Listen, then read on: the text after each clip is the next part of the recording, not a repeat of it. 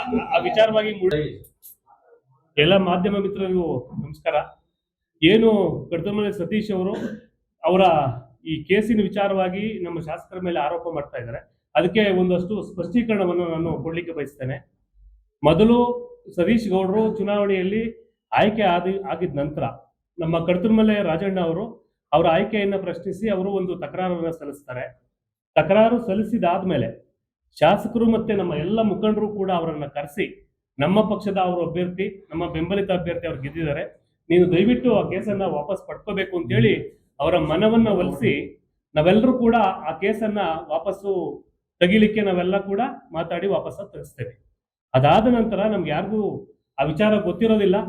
ಒಬ್ಬ ಪರಾಜಿತ ಅಭ್ಯರ್ಥಿ JDS-ನ ನೆಲ್ಕುಂಟೆ ಸತೀಶ್ ಗೌಡ ಅವರು ಈ ಒಂದು ಆಯ್ಕೆಯನ್ನ ಪ್ರಶ್ನಿಸಿ ಅವರು ARCS ಅಲ್ಲಿ ಒಂದು ದಾವೆಯನ್ನ ಹೂಡ್ತಾರೆ. ಆ ದಾವೆ ಹೂಡಿದಾದ್ಮೇಲೆ ಆ ದಾವೆ ಒಳಗಡೆ ಏನಾಗುತ್ತೆ, ಅವರ ಆಯ್ಕೆಯನ್ನ ಪ್ರಶ್ನಿಸಿ ದಾವೆಯಲ್ಲಿ ಅವರು ಅನರ್ಹ ಆಗ್ತಾರೆ. ಅದಾದ ನಂತರ ಇದೇ ಸತೀಶ್ ಗೌಡರು, ಕಡತಮಲೆ ಸತೀಶ್ ಗೌಡರು ಹೈಕೋರ್ಟ್ ಅಲ್ಲಿ ರಿಟ್ ಪಿಟಿಷನ್ ನಂಬರ್ 21353 ಈ ಒಂದು ದಾವೆಯನ್ನ ಅಲ್ಲಿ ಹೂಡಿದಾಗ ಏನಾಗುತ್ತೆ, ARCS ಆದೇಶವನ್ನ ಪ್ರಶ್ನೆ ಮಾಡಿ ಒಂದು ದಾವೆಯನ್ನು ಸಲ್ಲಿಸಿದಾಗ ಮಾನ್ಯ ಹೈಕೋರ್ಟ್ ಆ ದಾವೆಯನ್ನ ಇವರ ಅಪೀಲನ್ನ ವಜಾಗೊಳಿಸ್ತದೆ. ಅಂದ್ರೇನು, ಇದು ನಮ್ಗೆ ಸಂಬಂಧಪಟ್ಟಿದ್ದಲ್ಲ, ಅದು ಸಂಬಂಧಪಟ್ಟ ಪ್ರಾಧಿಕಾರದಲ್ಲಿ ನೀವು ಪ್ರಶ್ನೆ ಮಾಡಿ ಅಂತೇಳಿ ವಜಾ ಮಾಡ್ತದೆ. ಅದಾದ ನಂತರ ದಿನಾಂಕ 24/4/2026 ಏನು ARCS ಅಲ್ಲಿ ಪೆಂಡಿಂಗ್ ಇತ್ತಲ್ಲ ಕೇಸು, ಅದರಲ್ಲಿ ARCS ಅವರು ನೀವು ಸಹಕಾರ ಇಲಾಖೆಯ ಕೆಲವು ನಿಬಂಧನೆಗಳಿರ್ತವೆ, ಅವೆಲ್ಲವನ್ನ ಕೂಡ ನೀವು ಉಲ್ಲಂಘನೆ ಮಾಡಿ ಸದಸ್ಯತ್ವವನ್ನು ಪಡ್ಕೊಂಡಿದ್ದೀರಿ, ನೀವು ನಿಮ್ಮ ಆಯ್ಕೆಯಲ್ಲಿ ಆಗೋದಕ್ಕೆ ಅಸಿಂಧು ಅಂತೇಳಿ ಅವರು ಪ್ರಾಥಮಿಕ ಸದಸ್ಯತ್ವದಿಂದ ಅವರನ್ನ ವಜಾಗೊಳಿಸಿ ಆದೇಶ ಮಾಡ್ತಾರೆ. ಅವರು ಕಡತಮಲೆ ಕೋಆಪರೇಟಿವ್ ಸೊಸೈಟಿಯಲ್ಲಿ ಅವರು ಸದಸ್ಯತ್ವವನ್ನು ಪಡ್ಕೊಂಡಿರ್ತಾರೆ. ಅವರು 365 ದಿವಸ ಪೂರೈಸಿರ್ಬೇಕು. ಸದಸ್ಯತ್ವ ಪಡ್ಕೊಂಡಾಗಿಂದ ಚುನಾಯಿತನಾಗಿ ಅಭ್ಯರ್ಥಿ ಆಗ್ಲಿಕ್ಕೆ 365 ದಿವಸ ಅವರ ಅವಧಿ ಪೂರೈಸಿರ್ಬೇಕು. ಅವಧಿ ಮುಂಚಿತವಾಗಿ ಇವರು ಅಲ್ಲಿ ಡೈರಿಯಲ್ಲಿ ಏನೇನು ನಡೆದಿತ್ತು ಅದು ಯಾರಿಗೂ ಗೊತ್ತಿರೋದಿಲ್ಲ. ಅವರು ಅಲ್ಲಿ ವೋಟರ್ ಲಿಸ್ಟ್ ಅಲ್ಲಿ ಅಕ್ರಮವಾಗಿ ಸೇರಿಸ್ಕೋತಾರೆ. ಅದನ್ನ ಪ್ರಶ್ನಿಸಿ ಹೋಗಿದ್ದಂತ ಆದೇಶದಲ್ಲಿ ಸ್ಪಷ್ಟವಾಗಿ ARCS ಅವರು ಬರೀತಾರೆ, ನೀವು ಅವಧಿ ಪೂರ್ವವಾಗಿ ನೀವು ನಿಂತ್ಕೊಂಡಿದ್ದೀರಾ, ನಿಮ್ಮ ಆಯ್ಕೆ ಅಸಿಂಧು ಅಂತೇಳಿ ಘೋಷಣೆಯನ್ನ ಮಾಡ್ತಾರೆ. ಅದಾದ ನಂತರ ಇದೇ ಸತೀಶ್ ಅವರು ಹೋಗಿ ಅಲ್ಲಿ ARCS ಆಫೀಸಲ್ಲಿ ಗಲಾಟೆ ಮಾಡ್ತಾರೆ, ದಾಂಧಲೆ ಮಾಡ್ತಾರೆ. ಇದಕ್ಕೂ ಪಕ್ಷಕ್ಕೂ ಯಾವುದೂ ಸಂಬಂಧ ಇರೋದಿಲ್ಲ, ನಮ್ಗೆ ಯಾರಿಗೂ ಮಾಹಿತಿನೂ ಇರೋದಿಲ್ಲ.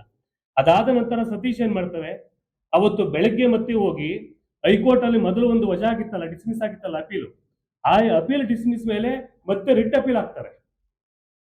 ಅದನ್ನೇ ಇದು ಅಪೀಲ್ ವಜಾ ಆಗಿರೋದ್ರ ಮೇಲೆ ಒಂದು ಅಪೀಲನ್ನ ಮತ್ತೆ ರಿಟ್ ಅಪೀಲ್ ಹಾಕಿದಾಗ ಆ ಡಬಲ್ ಬೆಂಚ್ ಅಲ್ಲಿ ರಿಟ್ ಅಪೀಲ್ ಹಾಕ್ತಾರೆ. ಬೆಳಿಗ್ಗೆ 25ನೇ ತಾರೀಕು ಬೆಳಿಗ್ಗೆ ರಿಟ್ ಅಪೀಲ್ ಹಾಕಿದಾಗ ಅಲ್ಲಿ ಮಾನ್ಯ ಹೈಕೋರ್ಟ್ ಜಡ್ಜ್ ಏನ್ ಹೇಳ್ತಾರೆ, ಇದು ನಮಗೆ ಸಂಬಂಧಪಡುವಂತ ವಿಚಾರ ಅಲ್ಲ, ನೀವು ಸಹಕಾರ ಇಲಾಖೆಯ ಸಕ್ಷಮ ಪ್ರಾಧಿಕಾರದಲ್ಲಿ ಇದನ್ನ ನೀವು ಪ್ರಶ್ನೆ ಮಾಡ್ಕೊಳ್ಳಿ, ನಿಮ್ದೇನಾದ್ರೂ ತಕರಾರು ಇದ್ರೆ ಅಲ್ಲಿ ಸಲ್ಲಿಸಿ ಅಂತೇಳಿ ಅರ್ಜಿಯನ್ನ ವಜಾಗೊಳಿಸ್ತಾರೆ. ಅದಾದ ನಂತರ ಕಡತಮಲೆ ಸತೀಶ್ರು ಮತ್ತೆ ಏನ್ ಮಾಡ್ತಾನೆ, ಮಧ್ಯಾಹ್ನ ARCS ಒಂದು ಆದೇಶ ಮಾಡಿದ್ರಲ್ಲ ಅವರನ್ನ ಅನರ್ಹಗೊಳಿಸಿ, ಅದನ್ನ ಪ್ರಶ್ನೆ ಮಾಡಿ ನನಗೆ ನೋಟಿಸ್ ನೀಡಿರೋದಿಲ್ಲ, ನನ್ನ ಗಮನಕ್ಕೆ ಬರದೆ ಇದು ಏಕಪಕ್ಷೀಯವಾಗಿ ಇದನ್ನ ಆದೇಶ ಮಾಡಿದ್ದಾರೆ ಅಂತೇಳಿ ಹೈಕೋರ್ಟ್ ನಲ್ಲಿ ಮತ್ತೆ ಒಂದು ಮಧ್ಯಾಹ್ನ ಒಂದು ಅರ್ಜಿಯನ್ನ ಸಲ್ಲಿಸ್ತಾರೆ. ಆ ಅರ್ಜಿಯನ್ನ ಮಾನ್ಯ ಹೈಕೋರ್ಟ್ ನ ನ್ಯಾಯಾಧೀಶರು ಆಲಿಸಿ ಅವರು ಒಂದು ಆದೇಶವನ್ನ ಮಾಡ್ತಾರೆ, ನಿಮ್ಗೆ ನೋಟಿಸ್ ಕೊಡ್ಲಿಲ್ಲ ಅನ್ನೋದು ಅಷ್ಟೇ ನಿಮ್ಮ ತಕರಾರಿದೆ, ಅದಕ್ಕೋಸ್ಕರ ನಾವೇ ಒಂದು ದಿನಾಂಕವನ್ನ ನಿಗದಿ ಮಾಡ್ತೀವಿ ಅಂತೇಳಿ 18/5/2026 ಯಾರು ARCS ಹಿಂದೆ ಆದೇಶ ಮಾಡಿತ್ತು ಆ ಆದೇಶವನ್ನ ಸದ್ಯಕ್ಕೆ ನಾವು ರದ್ದುಗೊಳಿಸಿದ್ದೀವಿ. 18/5/2026 ಮತ್ತೆ ಅದೇ ಸಹಕಾರ ಇಲಾಖೆಯ ARCS ಮುಂದೆ ದಾವೆ ಬರಲಿ, ಅವತ್ತು ನಿಮ್ಮ ವಾದವನ್ನ ಮಂಡಿಸಿ ಅಂತೇಳಿ ಅವತ್ತು ಅದನ್ನ ರಿಮೈಂಡ್ ಮಾಡಿ ಆದೇಶವನ್ನ ವಜಾ ಮಾಡ್ತಾರೆ. ಇಷ್ಟೆಲ್ಲ ಆದೇಶಗಳನ್ನ ನಮ್ಮ ಕ್ಷೇತ್ರದ ಪ್ರಭಾವಿ ನಾಯಕರು ಅಂತೇಳಿ ಅವರ ಹೆಸರು ಹೇಳದೆ ಪದೇ ಪದೇ ಆರೋಪವನ್ನ ಮಾಡ್ತಾ ಇದ್ದಾರೆ. ಆದ್ರೆ ಅವ್ರ ಹಿಂಬಾಲಕರು ಒಂದಷ್ಟು ಜನ ನೇರವಾಗಿ ಶಾಸಕರ ಹೆಸರನ್ನ ಹೇಳ್ತಾ ಇದ್ದಾರೆ. ಇಲ್ಲಿ ಸ್ಪಷ್ಟವಾಗಿ ಹೇಳ್ತಾ ಇದ್ದೇನೆ, ಕೇಸ್ ನಡೀತಾ ಇರೋದು ನೆಲ್ಕುಂಟೆ ಸತೀಶ್ ಗೌಡ ವರ್ಸಸ್ ಕಡತಮಲೆ ಸತೀಶ್ ಗೌಡ. ಶಾಸಕರಿಗೂ ಸಹಕಾರ ಇಲಾಖೆಗೂ ಹೈಕೋರ್ಟ್ಗೂ ಯಾವ್ದಾದ್ರು ಸಂಬಂಧ ಇದೆಯಾ?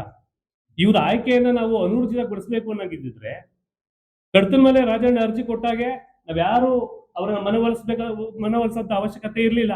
ಅವತ್ತೇ ನಾವು ಸುಮ್ಮನೆ ಆಗಿದ್ರೆ ಅವತ್ತು ಅಲ್ಲೇ ವಜಾ ಆಗ್ತಾ ಇತ್ತು. ಇದು ಅವನು ಮಾಡಿರುವಂತ ಅಕ್ರಮಗಳು ಯಾರ ಗಮನಕ್ಕೂ ಬಂದಿರಲಿಲ್ಲ. ಎಲ್ಲಾ ಅಕ್ರಮಗಳನ್ನ ಅವ್ರು ಮಾಡ್ಬಿಟ್ಟು ಇವತ್ತು ಶಾಸಕರ ಮೇಲೆ ಆರೋಪ ಮಾಡುವಂಥದ್ದು, ಬೇರೆ ಬೇರೆ ರೀತಿ ಮಾಡುವಂಥದ್ದು, ಇದು ತಪ್ಪು ಸಂದೇಶ ಹೋಗುತ್ತೆ. ಸತೀಶ್ ಅವರು ನಮ್ಮ ಪಕ್ಷಕ್ಕೆ ಹೊಸದಾಗಿ ಬಂದ್ರು ಕೂಡ ಎಲ್ಲ ಸವಲತ್ತುಗಳನ್ನ ಕೊಟ್ಟಿದ್ದೇವೆ. ಅನೇಕ ನಾಯಕರು ಇಲ್ಲಿದ್ದಾರೆ. ರಾಜಣ್ಣ ಅವರು 45 ವರ್ಷ ಪಕ್ಷ ಕಟ್ಟಿದ್ದಾರೆ, ಶಾಸಕರ ಜೊತೆ ಇದ್ದಾರೆ. ಪಾಪ ಇವತ್ತಿಗೂ ಏನೂ ಆಗ್ಲಿಲ್ಲ. ಜಯಣ್ಣವ್ರು ಇದ್ದಾರೆ, ರಾಮಮೂರ್ತಣ್ಣ ಇದ್ದಾರೆ. ಇಷ್ಟೆಲ್ಲ ಸೀನಿಯರ್ಸ್ ಇದ್ರು ಕೂಡ ಅವತ್ತು ಕಾಂಗ್ರೆಸ್ JDS ಇಂದ ಅವ್ರನ್ನ ಹೊರಗಡೆ ಹಾಕಿದ್ದು, ಅವ್ರ ಅಕ್ರಮಗಳನ್ನ ಸಹಿಸ್ಕೊಳಕ್ಕಾಗದೆ ಅವರನ್ನ ಹೊರಗಡೆ ಹಾಕಿದ್ರು. ನಮ್ಗೆ ಯಾರಿಗೂ ಗೊತ್ತಿರ್ಲಿಲ್ಲ.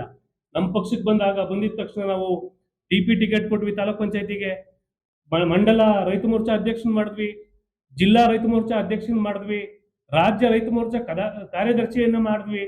ಅವ್ರ ಅಣ್ಣ ಮೊದಲನೇ ಬಾರಿಗೆ ಗ್ರಾಮ ಪಂಚಾಯತಿ ಸದಸ್ಯರಾದ್ರೂ ಕೂಡ ನಮ್ಮ ಅನೇಕ ಹಿರಿಯ ಸದಸ್ಯರಿದ್ರು, ಅವರೆಲ್ಲರನ್ನ ಬಿಟ್ಟು ಅವ್ರ ಅಣ್ಣನಿಗೆ ಪಂಚಾಯತಿ ಅಧ್ಯಕ್ಷರನ್ನಾಗಿ ಮಾಡಿದ್ವಿ.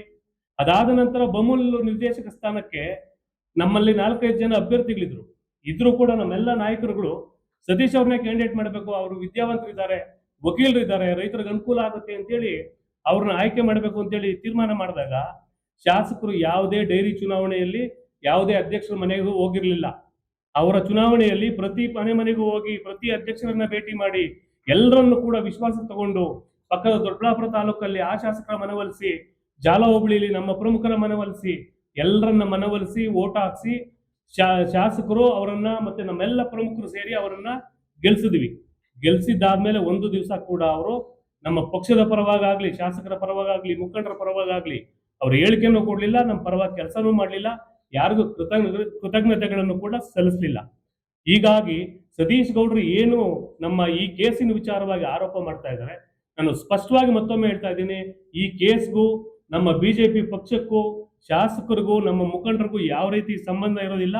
ದಯವಿಟ್ಟು ಮುಂದಿನ ದಿನಗಳಲ್ಲಿ ಈ ವಿಚಾರವಾಗಿ ಮಾತಾಡೋದನ್ನ ನಿಂತು ನೀವು ನಿಜವಾಗ್ಲೂ ನೀವು ಕರೆಕ್ಟ್ ಆಗಿದ್ರೆ ನೀವು ಸಂಬಂಧಪಟ್ಟ ಇಲಾಖೆಯಲ್ಲಿ ವಾದ ಮಂಡಿಸಿ ನೀವು ಗೆದ್ಕೊಂಬನ್ನಿ.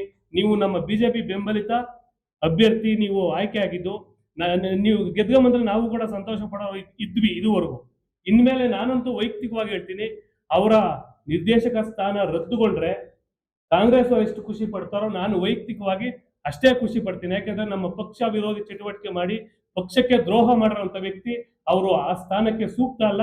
ದಯವಿಟ್ಟು ಅವರು ವಜಾ ಆದ್ರೆ ನನ್ನಷ್ಟು ಸಂತೋಷ ಪಡುವಂತ ವ್ಯಕ್ತಿ ಮತ್ತೊಬ್ಬ ಇಲ್ಲ ಅಂತೇಳಿ ನಾನು ಸ್ಪಷ್ಟನೆಯನ್ನ ಕೊಡ್ತಾ ಇದ್ದೇನೆ.